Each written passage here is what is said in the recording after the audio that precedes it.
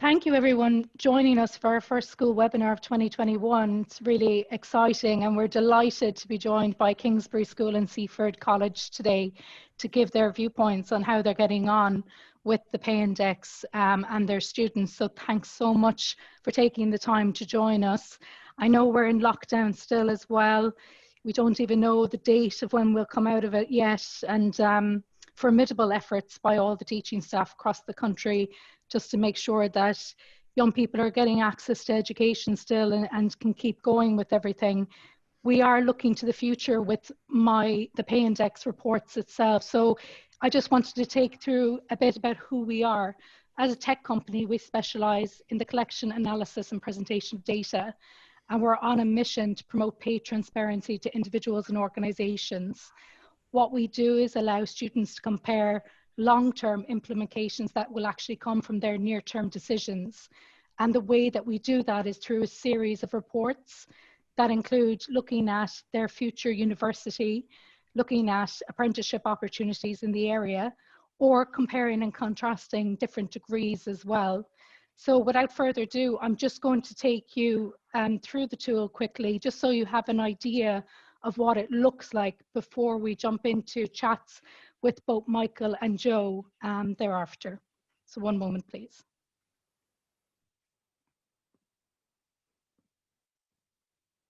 Can you see my screen okay still? Yes. Good, perfect.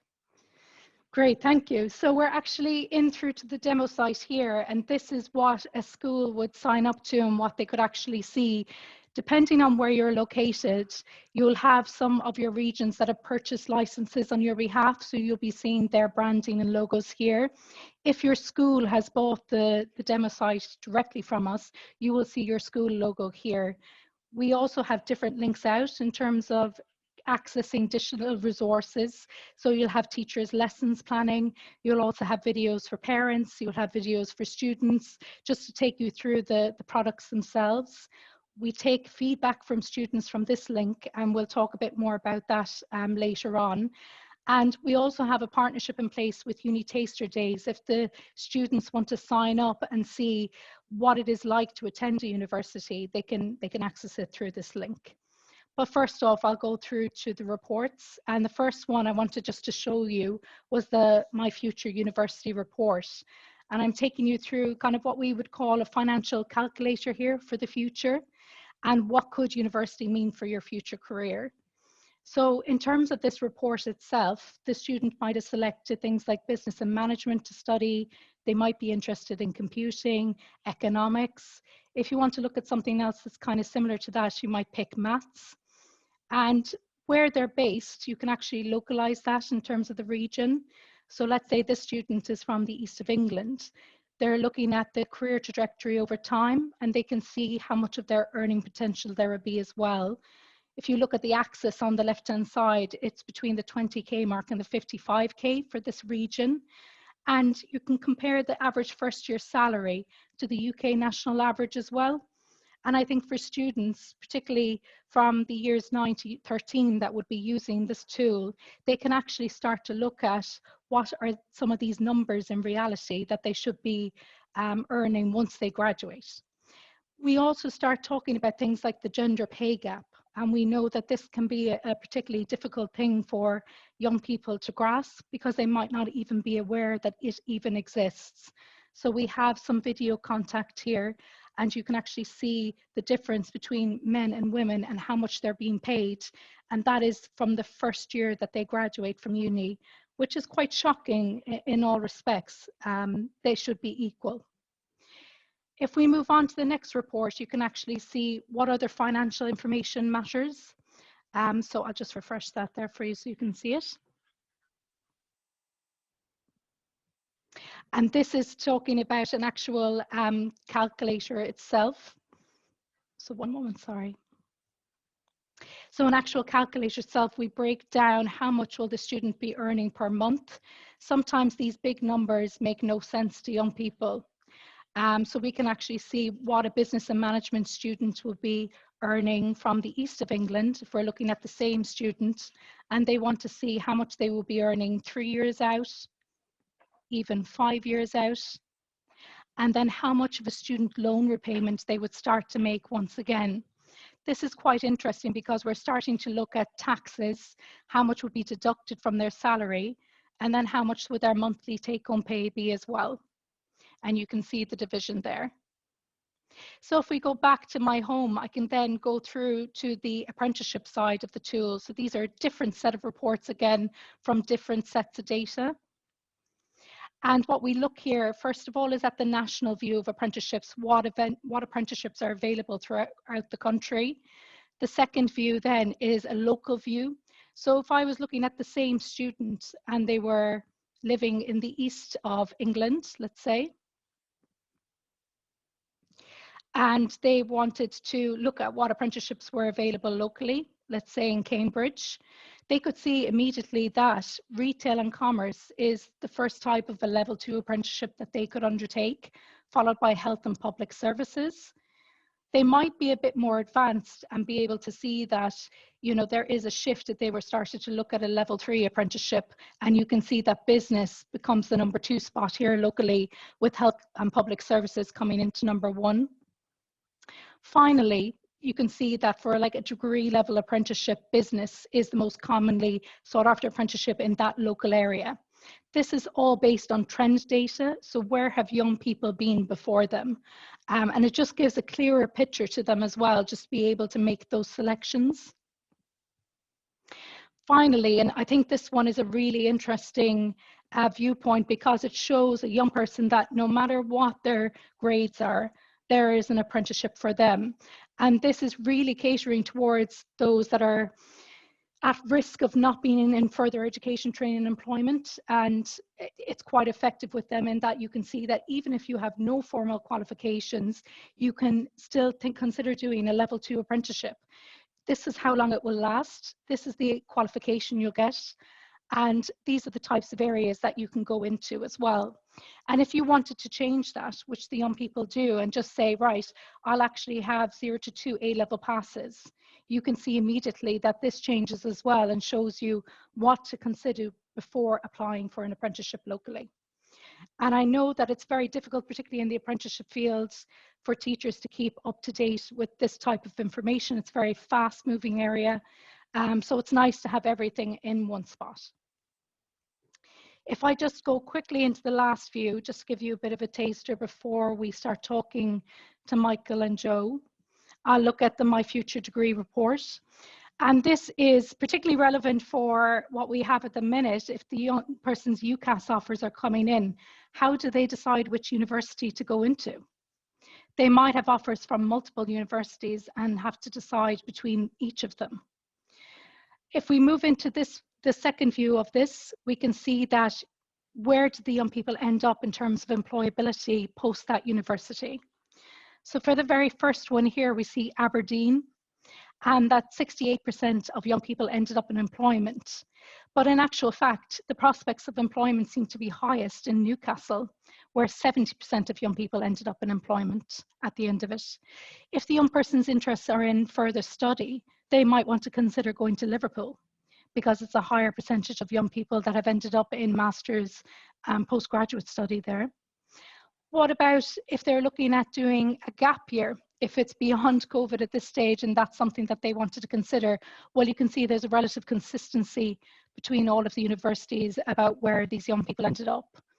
You can also start looking at how much would the young person earn 5 years out after each of these universities. And I'll just give you an indication of what that looks like. And it might be that they decide that, right, well, I can see quite clearly here from these university choices that Bristol is the right area to go into, that the earning potential is good there. Other things we talk about in these reports to students are things around cost of living, how each region differs in terms of earning potential. And that's something else that the young people can look at through these reports. I'm going to stop sharing the demo now, go straight back into the slideshow, and just ask Michael to give a few words on his experience of working with the Pay Index. Thank you so much. I've been using in my centre, just to let you know, Kingsbury is a large state school in North London. with a high proportion going on to university. The challenge for us is that they've got a very traditional view on what degrees that they can do. So they tend to be much more in the realms of medicine, accountancy, anything to do with business, law, and they kind of feel quite straitjacketed by that. And one of the things that one of the effects of using the pay index is that it was giving them an avenue to go back home to their parents and say, actually, there's loads of jobs I can do, and they pay just as much as the ones that you're asking me to do. So the ones in sort of the creative sphere, which there was somewhat more reticence to let their students choose courses in that sort of field because they didn't think the employability was good, but actually they could see from this that it was. So it gave them, so what we've been finding is students have felt a bit more empowered to go back to their parents and show them this. And that's helped them sort of choose the stuff that they want to do. The other thing was that we've used this in the classroom as well as remotely. What attracted me to this was the amount I didn't need to train my tutors to be able to use it, because as soon as I needed to train the tutors to use it, it became a barrier to be able to get it in front of the students. And particularly with COVID, but just even without COVID, just finding the time to train all the tutors, it didn't need it. We just simply needed to show them the microsite with their login details, and the students were off. And within a nanosecond, it was the students talking to the tutors about how it worked. So that side of it made it very easy to implement. We found that the problem that with students have got is that they don't understand much about tax, national insurance, cost of living, the student loan, all of that side of it. So the fact that they could see pay and then how much was deducted, and then factor in cost of living to make them realise that maybe moving outside London was not such a bad idea, that was quite helpful for us, because it's not the sort of thing they can pick up very easily.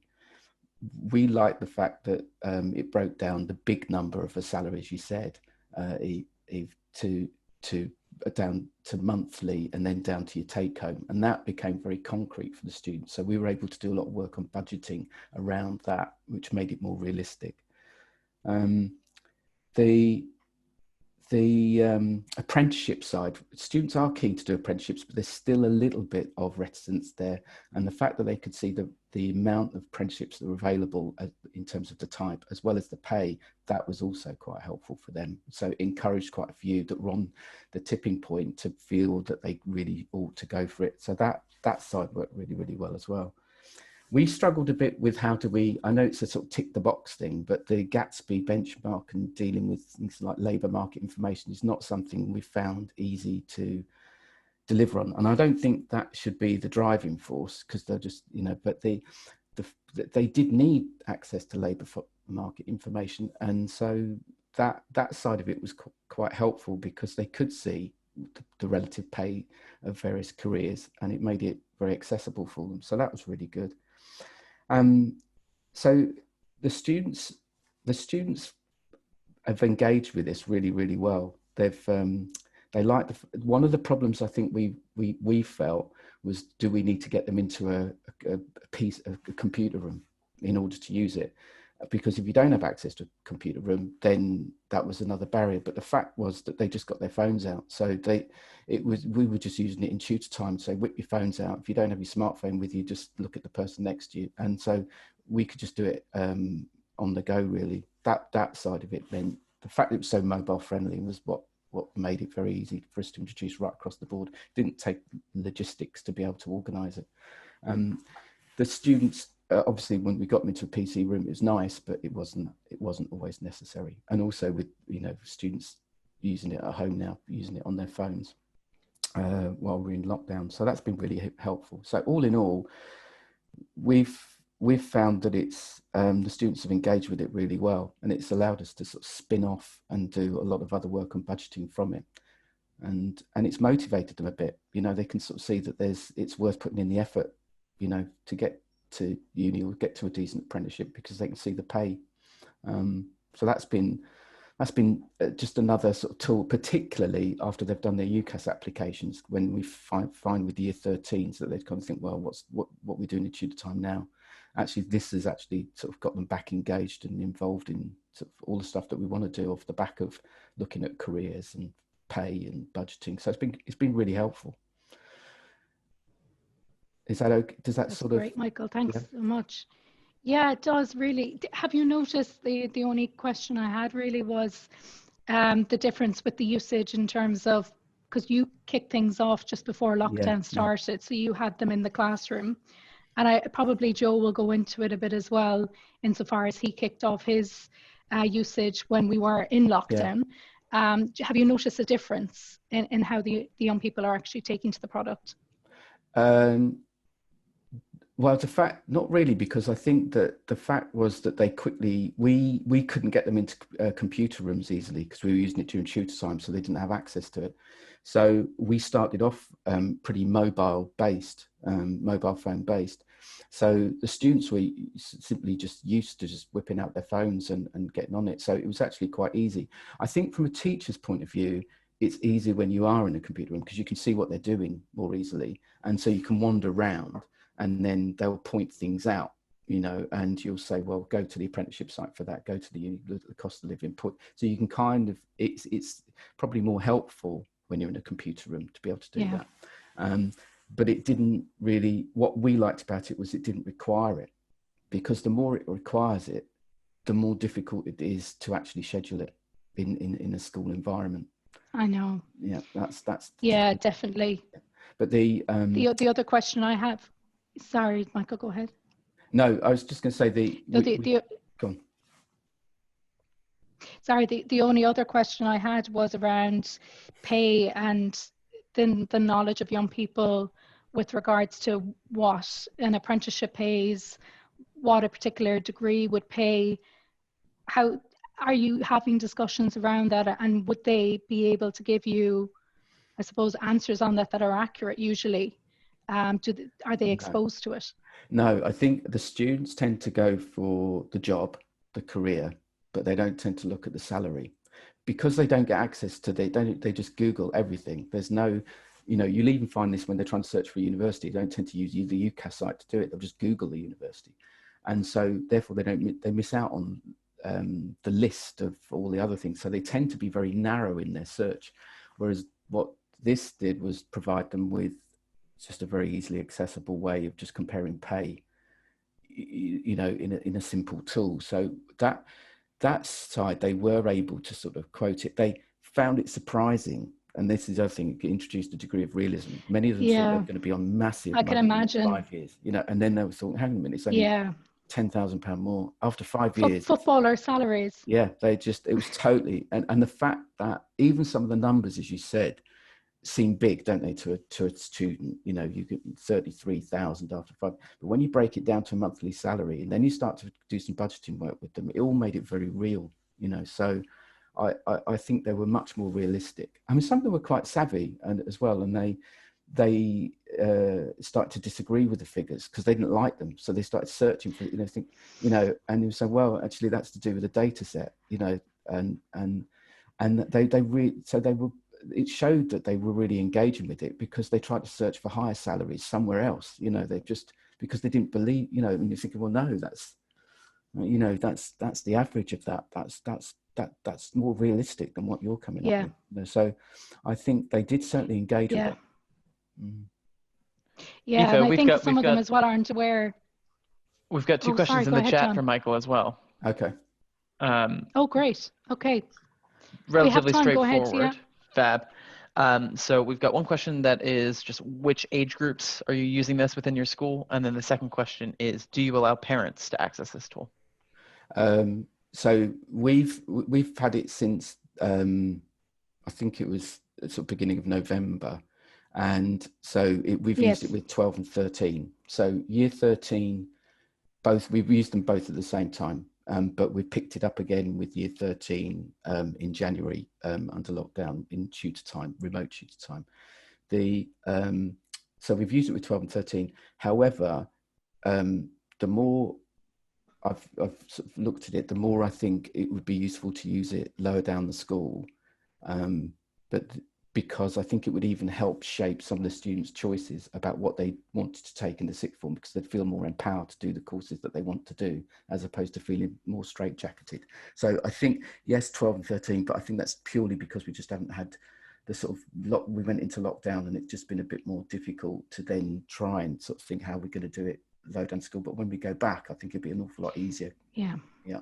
To introduce that through there has been research that came out recently as well with the Careers and Enterprise Company, looking at primary school students and exploring career opportunities and options even earlier again, to be able to form consensuses around passions and what young people are really passionate about, so that then they can choose to do the route that bit earlier. So it's not like a last minute decision where they're, you know, going through the UCAS applications, you're knocking on the door to get things done, revised, you're interacting as well, that you can get things a lot, you know, firmed up a lot younger.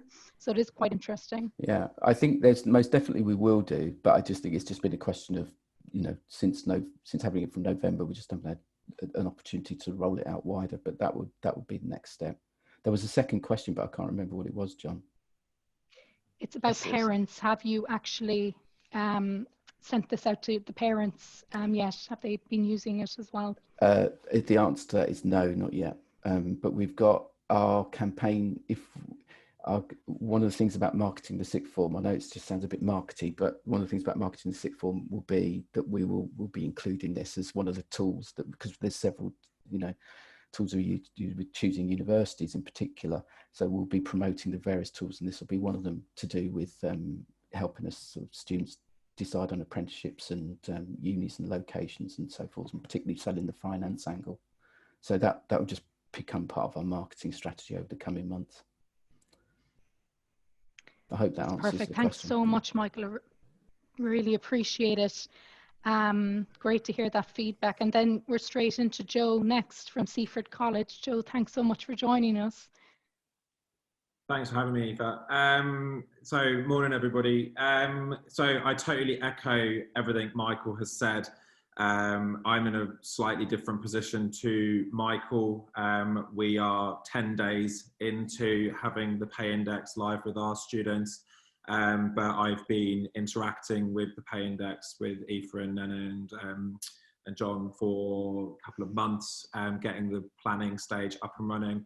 And just on that, I can't be more grateful. And I would say, you know, for you guys coming in as staff and teachers, one thing that's really attracted me to this is how flexible Aoife and Nana and John have been. You know, they understand how schools work, and they understand that a meeting might have to be cancelled last minute, and they are totally flexible with that. So in terms of getting this all set up, it couldn't have been easier.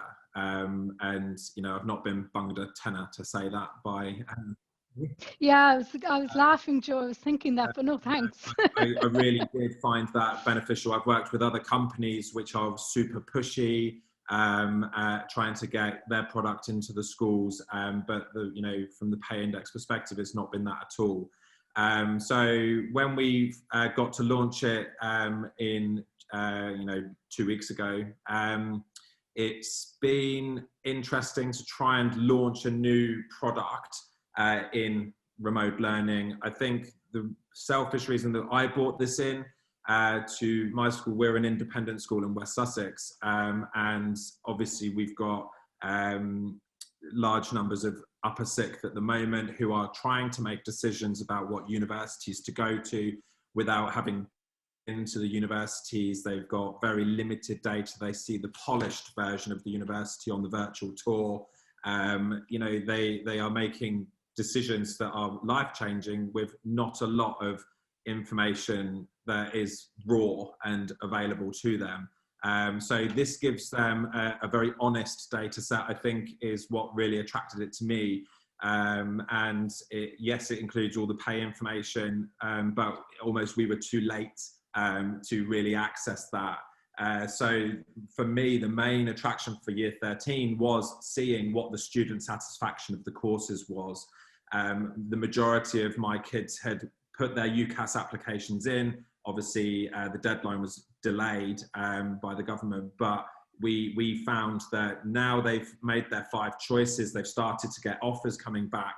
This gives them the tool to put in the university information for their course that they've applied to and see last year's data set. And, you know, a couple of the kids are saying, oh, student satisfaction is really low, you know, 60% or whatever it is in comparison to 75% at one of my other choices. So they are now changing their level of thinking based on this data set. So a lot of them have got preconceived perceptions of universities and certain areas of the UK, probably based around what their parents have told them or friends have told them. All of a sudden, some areas are not all they've been cracked up to be. They've seen the polished version, but actually hearing from the data set of students who've studied there and left that university, actually the course average isn't brilliant for student satisfaction, but teaching is very, very good, or whatever the data set is. So there's a really wide range of university data, which we've really been tapping into. Our kids were immediately drawn to the how much money am I going to earn? And we really had to rein that in to say, look, it's an average salary. That's not guaranteed. Just because you can get into Bristol, you're not going to be earning 40k after 5 years or whatever it is. So we had to do a bit of grounding for our kids to pull them out of the sky a little bit. But in that sense, it's been really powerful for our tutors, and I really, really echo what Michael said. Not having to train the tutors in this, they've been able to pick it up and play around with it as well, has been brilliant. We've done a lot on well-being using this data as well in the last week, based around student satisfaction. Obviously, mental health is a big point at the moment, and we're looking really into the satisfaction scores for the universities that they are looking at, trying to detract them from the pay a little bit. I know that's not what the whole tool is about, but we've tapped into it from that angle to begin with, to try and help them make the decisions that they are going to have to make by May. And, you know, who knows if the universities will even be open to show these kids around, and so they can go and see it for themselves by then. So that's been really useful. I am different. I asked Nene and Eve if I could have a parent login, and they've obliged, and some of our parents have been tapping into that as well. And I've had a couple of really inspiring comments back from the parents too, saying that they have tapped into the financial side of things because they want to know how much it's going to cost them in some cases, and what sort of debt their children are going to come out with. And that's been really eye-opening to them. Some of them have got older siblings at university already, so they're sort of calculating student debt and how much student loans they're going to be paying back. And one said that, you know, the idea that they don't pay a loan back until at least 3 years in is music to their ears. So that was a really, really powerful tool for them, for the parents' education as well, to see that. And it's broken down a lot of misconceptions about London being super expensive to go to university, putting kids off potentially applying to London universities because it's so expensive. This has been a really powerful tool to break that down. So, you know, yes, we're behind the curve, if you like. Sorry to use a government trend sort of phrase at the moment, but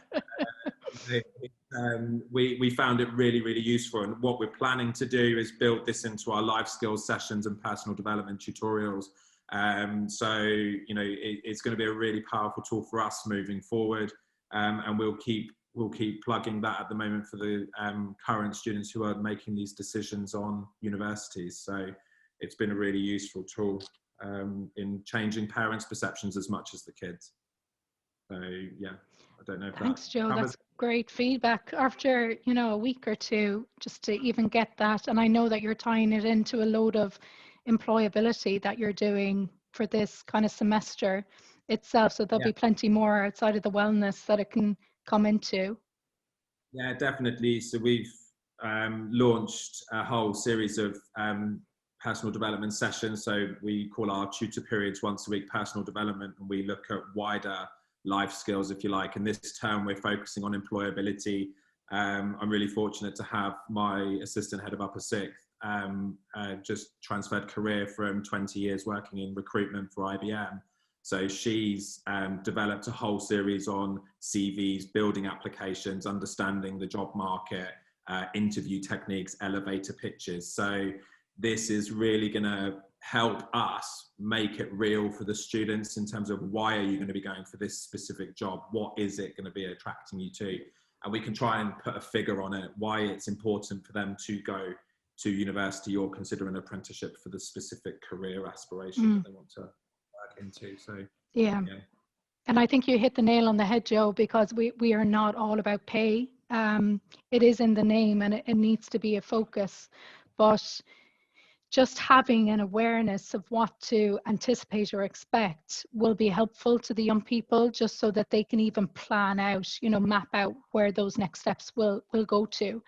And particularly for the female students to be able to ask for, you know, a male number, or be able to not just take the first offer that they get later on, will be very important to alleviate any gaps that we are very much seeing when we work with corporates and professionals at a higher level that are still in place. And they're saying to us, how do we tackle this?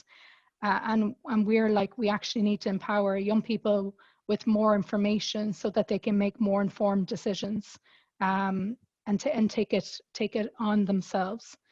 And that's something we talked about with Wonky recently, who do a lot of research for graduate outcomes with universities. That was something they were asking, why students weren't querying the numbers, and we were like, because they're not aware of them. So schools and colleges are a good place to start there. John, do we have any more questions that have come in? Nothing else has come through via the chat, no. Perfect. Does anyone else have any questions for Joe now on that?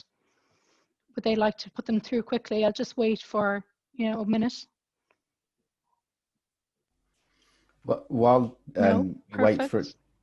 you wait for a second there, one interesting thing from Joe is that you're using it, one of the aspects of the tool, to show how London universities are at, you know, there's an attractive option. It's interesting being in London, of how we're using it to try and show the students how actually moving out of London in the end is an attractive option in terms of when you get into cost of living. And that isn't something that they, you know, they can get their heads around easily. But when we start looking at that on the index, it starts to become a bit more real, you know. So it's helping us try and get the students who traditionally try and restrict themselves to London universities, to try and get them to go outside London. It depends on your area, doesn't it? Depends what your kind of particular. So it's interesting how we're all using it for different purposes, you know. Definitely. I mean, for us, it's the students see the capital as it's so expensive. Yeah. I mean, to put it bluntly, lots of them say, "Oh, it's £7 a pint if you go into there," and you know, that's a lot of their driven aspect is from the kids' perspective how expensive that sort of side of life is. Yeah. But you know, when they see the actual breakdown and we look at it from a different perspective, it really does open their eyes, and it is an attractive option. I went to university in London, so you know, it's, you know, they don't necessarily believe me when I say it is affordable. No. But when you get the raw numbers, it definitely is. Yeah, and it's interesting because you're both using it slightly differently, and then we have widening participation practitioners using it in their delivery, particularly with state schools, for young people that have never been into university or have no one in their generations of family that have been to university before, just to put into context the value of attending university or going to do further training, rather than extending their part-time job into a full-time job or dropping out of the education over their lifetime. It's trying to break that cycle of poverty in their lives and get them, you know, empower them with the information so they can go back to their parents or guardian and show them that, yeah, I think it is valuable for me to go to uni in the end, and these are the reasons why.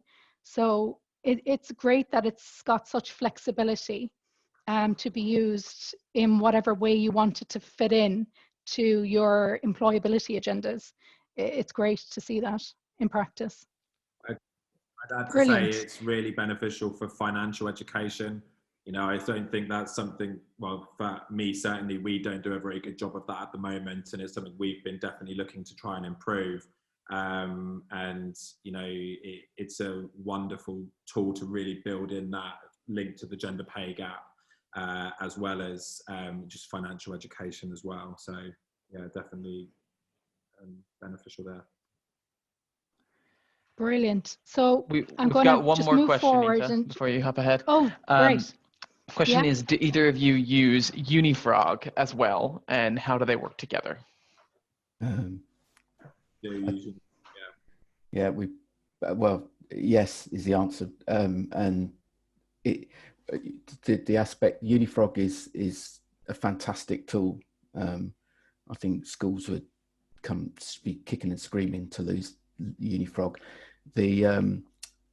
What this does is a lot of the stuff that Joe was talking about. It's the financial education and the massive database that you've got to give them all the information about pay and cost of living. That's not covered in UniFrog.